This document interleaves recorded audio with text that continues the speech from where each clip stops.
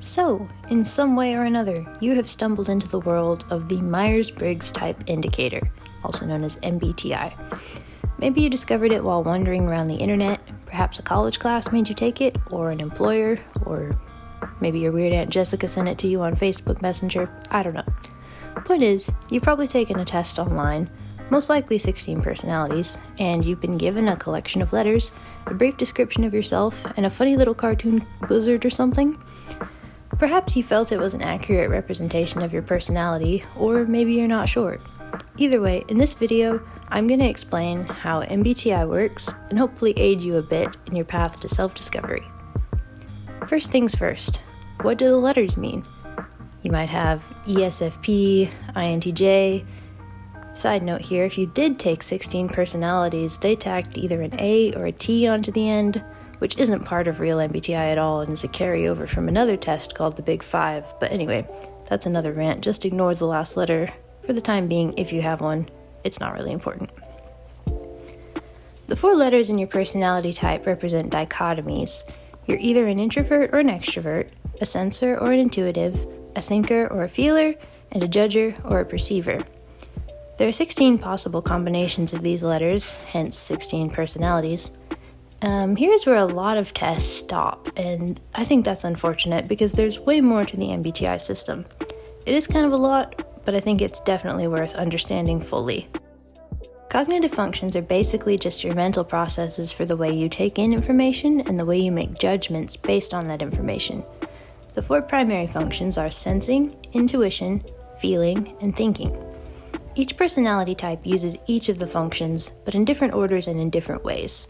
Also, each function can be used in an introverted way, just meaning focused inwardly, or an extroverted way, focused outwardly. Sensing and intuition are the perceiving functions, so the way you prefer to take in information. Sensing, as the name suggests, focuses perception on tangible, sensory details. As I just mentioned, each function can be either introverted or extroverted. Extroverted sensing is awesome at taking in everything that's going on around you. People with high extroverted sensing are often stereotypically really good at sports because they're very observant and can quickly respond to what's going on around them. Introverted sensing is also focused on sensory details but does so inwardly. People with high introverted sensing are good at being aware of how the world around them affects them physically. Introverted sensing then catalogs sensory information and uses it to recognize patterns. When going on a hike, for example, a person with high extroverted sensing will be very aware of what's going on presently, while a person with high introverted sensing will be noticing how the landscape has changed since the last time they saw it, comparing and contrasting what they see with what they've seen before. Intuition is the other perceiving function. Unlike sensing, intuition gathers information primarily from the intangible, so concepts, ideas, imagination, fairyland, whatever you want to call it. Extroverted intuition focuses its attention on exploring concepts and ideas outside itself. Like extroverted sensing, it's pulling information from the external world. It's also very generative, so finding one point of interest and branching out like a rabbit trail of ideas. Likewise, introverted intuition is similar to introverted sensing. It's often an almost unconscious process of cataloging ideas and concepts, and then reaching down to connect them and find the meaning of things. People with high introverted intuition tend to be seen as really insightful, coming up with solutions to things out of nowhere. This is because they're making connections between points of data they've taken in and stored away. So, those are the perceiving functions. Now, onto the judging functions. Judging functions are how you make decisions, or judgments, about the information you've gathered with your perceiving functions. There are 2 judging functions, feeling and thinking. Now, these titles, in my opinion, aren't the best representation of what these actually are. I like to think of feeling more as your values, so what you feel is right or good, and thinking as your system for making logic-based decisions. This is not to say that feeling personality types are super emotional and incapable of making logical decisions, or that thinking types are purely cold and logical all the time and never have an emotions, so disclaimer there.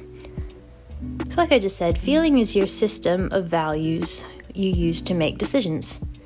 Extroverted feeling is focused outwardly on the needs and feelings of others and makes a lot of decisions based on that.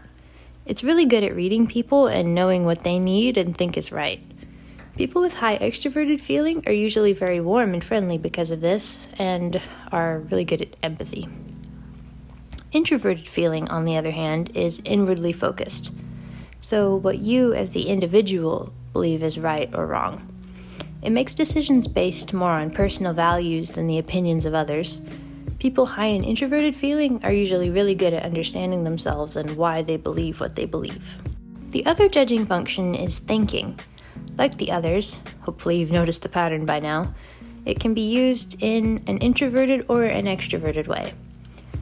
Extroverted thinking is really good at organizing things logically.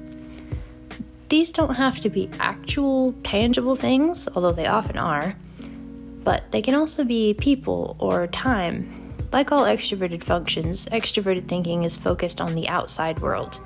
People with high extroverted thinking are usually very good at managing their lives, and often other people's lives too, in the most efficient, logical way possible. This need for efficiency tends to drive them to make quick decisions, not lingering too long on the details or getting wrapped up in analysis. Introverted thinking, on the other hand, also likes to organize things, but does so internally. It categorizes logical rules, so to speak, for how the world works, and builds a framework of understanding around that. People with high introverted thinking tend to be very focused on understanding why things work the way they do. They also like to collect as much data as possible about things to build a more complete framework of reality. Alright, now that you know what the cognitive functions are, I'll demonstrate how they work in a personality type.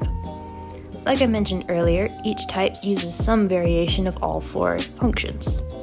Let's say, for example, you have someone whose primary cognitive function, which is the first thing their brain goes to in a situation, is extroverted sensing. There are abbreviations for these, which I'm using here. So since this is a perceiving function, the next one will be a judging function. The functions in your function stack, as it's called, alternate between introverted and extroverted. I'll probably explain that more in future videos, but for now, that's just how they do it. I don't know, I don't make the rules. Anyway, the first function is extroverted sensing, or SE.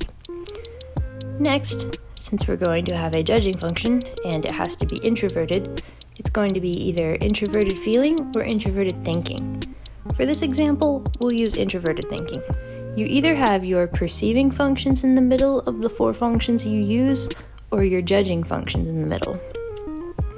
Since this type has introverted thinking second, introverted thinking being TI, they will have extroverted feeling, the other and opposite judging function, next. After that, the only other function left is intuition, which will be introverted because of its place in the line. There you go. Now we have the cognitive function stack of the ESTP.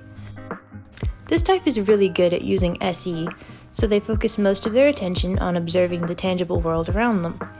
After that, they use TI. They aren't quite as adept at TI as they are SE, but being second, it's still pretty good. With this secondary process, the ESTP is processing and categorizing information, working to thoroughly understand what they're observing. The third slot is extroverted feeling.